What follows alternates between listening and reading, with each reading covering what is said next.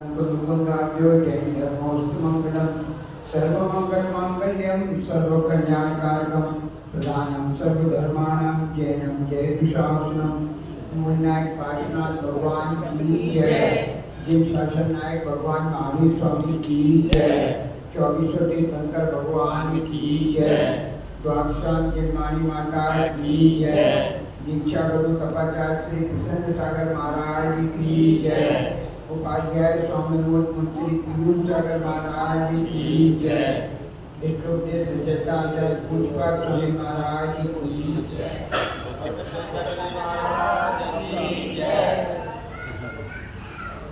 आचार्य पूज्यपाद स्वामी रचित इष्टोपदेश नाम का ग्रंथ विराजमान है।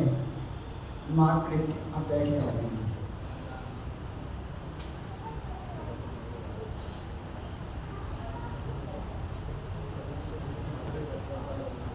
मात्र 51 गाथाएं हैं। 44वीं गाथा चल रही है समापन की ओर। कोई योगी ध्यान में बैठ गया, निर्विकल्प समाधि में चढ़ गया, बैठ के उपशम या छपक चाय श्रेणी चढ़ना चाह रहा है। उस समय तो योगी क्या कर रहा है ये प्रश्न चल रहा है। पूज्यपाद स्वामी ने कहा वो योगी अपने आत्म ध्यान में इतना तल्लीन हो जाता है कि उसे अपने शरीर का ही कुछ पता नहीं चलता, बाहर की तो बात ही अलग है। बाहुबली की बेलें चढ़ गई, सांपों ने बिल बना लिए, चिड़ियों ने घोंसले बना लिए, एक साल तक वैसे ही खड़े रहे।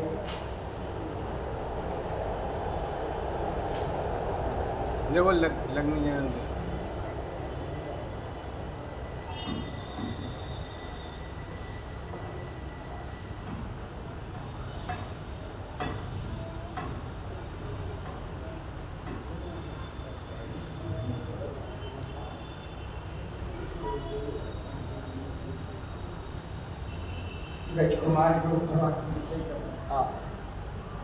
गजकुमार के ऊपर अंगीठी जला दी, सियाली से खा रहे, कुछ पता नहीं चल रहा।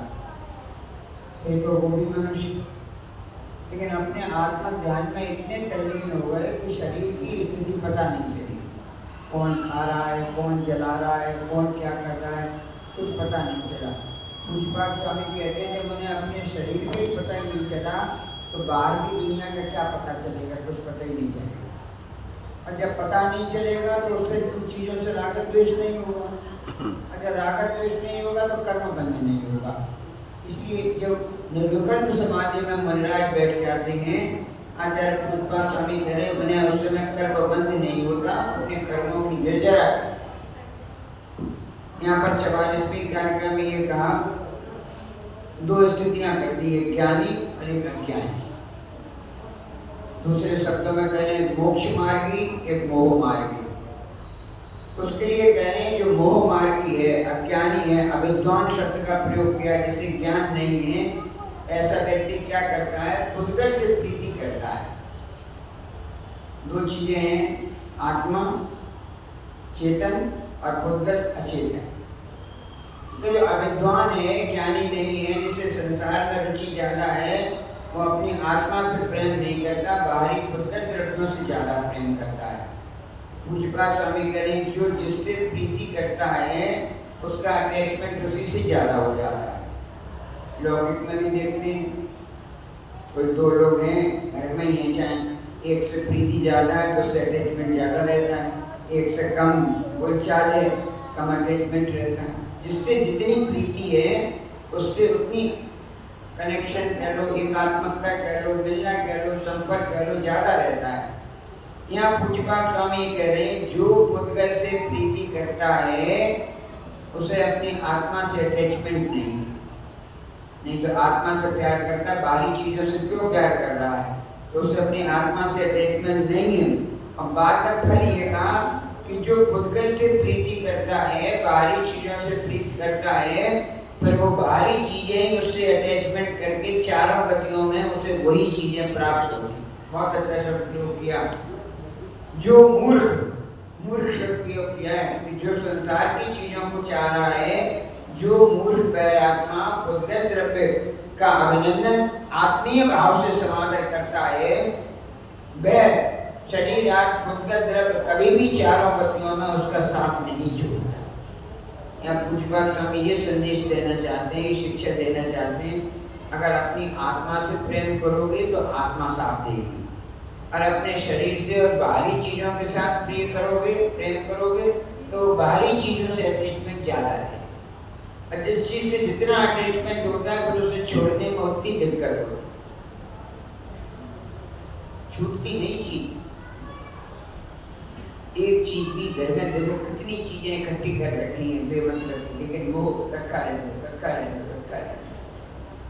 जितना आचार्य करें, जितना बाहर की चीजों से प्रीत करोगे, जितना परिग्रह इकट्ठा करोगे, जितना सामान इकट्ठा करोगे, जितने परिजन स्वजन इकट्ठे करोगे, उतने ही आचार्य करें चारों गतियों में ये फिर साथ नहीं छोड़ेंगे। क्यों? सामने इनसे बहुत भी चर्चा की, बात की, संबंध है, रिश्तेदारी है। जितनी देर बातचीत चलेगी उतनी देर कर्म बंद होगा, और जितना ज्यादा कर्म बंद होगा वो कहीं न कहीं उदय काल में आएगा। और कर्म बन गया और बंधा हुआ स्थिति पड़ी, उसकी स्थिति के बाद जब वो उदय काल में आएगा, हम चाहे किसी भी गति में हो, कहीं न कहीं से संपर्क बनी जाएगा। अचानक आकर उसी ट्रेन में बैठ गए, पहले से पता नहीं था, अंदर जाकर अरे आप कहाँ जा रहे हैं? वहीं जा रहे हैं। क्यों? वो कर्म मिलने के साथ में आ गया। या पूज्यपाद स्वामी करें, जितनी बाहरी चीजों से अपना अटैचमेंट जोड़ने की कोशिश करोगे, उतना ही बाहर की चीजें तुम्हें अपने इंटीग्रेट करती रहेंगी। फाइल में जो सेव किया वही तो खुलेगा ना। अब बैठा रहने चल तो करो, 15 मिनट तो स्वाध्याय होता है, उस पर उसमें सब टाइम निकल जाता है, कुछ नहीं।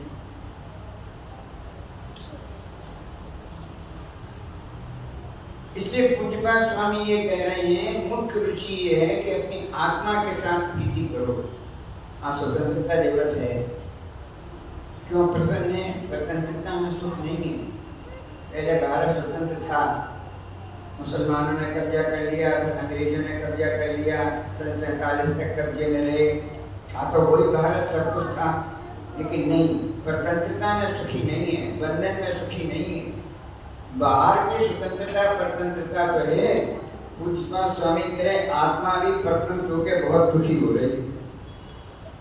कैसे आत्मा परतंत्र हो गई? इन्हीं भूतगल द्रव्यों से परतंत्र हो गई, शरीर से परतंत्र हो गई, कर्मों के साथ परतंत्र हो गई।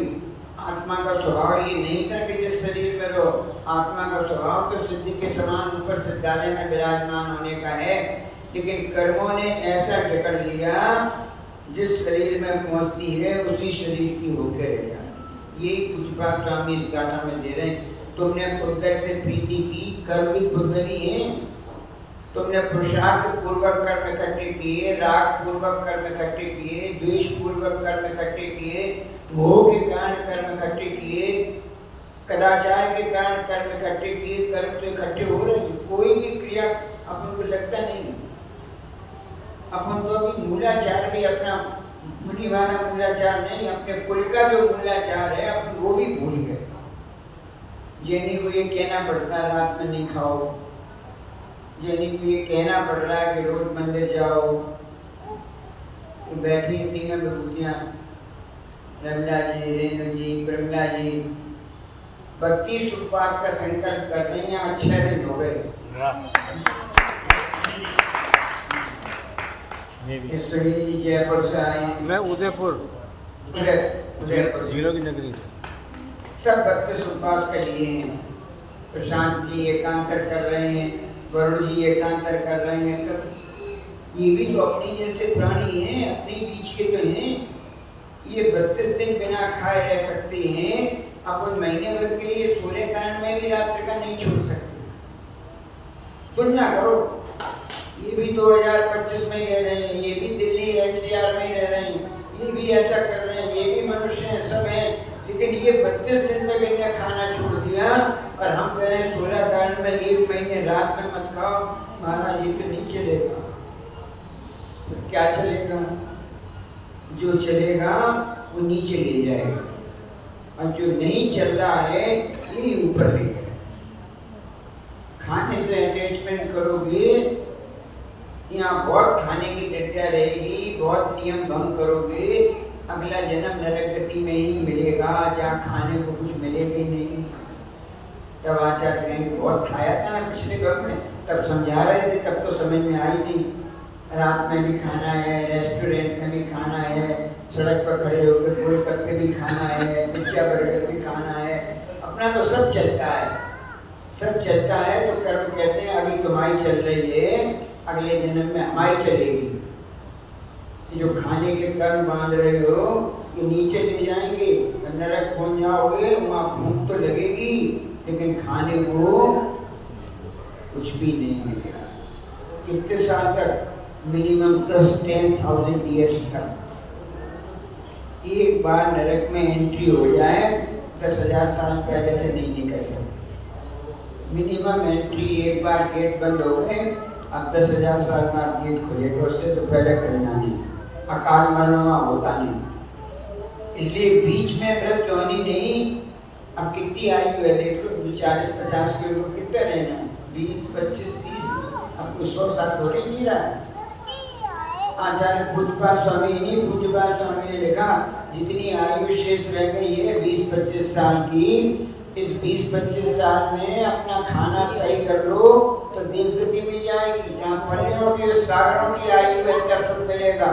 और अगर हम 20-25 साल अपना खाना नहीं संभाल पाए तो अगली बार नरक गति की मिलेगी, जहाँ खाने को मिलेगी। बोलो तपाचार्य श्री प्रसन्न सागर महाराज की।